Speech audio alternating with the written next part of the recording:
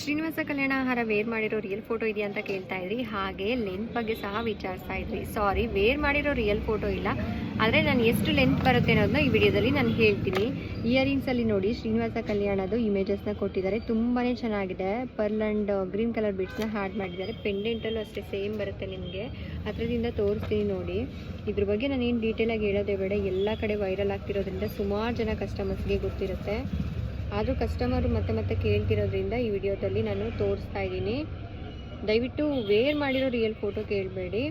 ನನ್ನ ಕಲೆಕ್ಷನ್ಸ್ ಅಂದರೆ ನಾನು ಓನ್ ಯೂಸ್ಗೆ ಅಂತೇಳಿ ಪರ್ಚೇಸ್ ಮಾಡಿರೋ ಕಲೆಕ್ಷನ್ಸು ನಾನು ರಿವ್ಯೂ ಖಂಡಿತ ಕೊಡ್ತೀನಿ.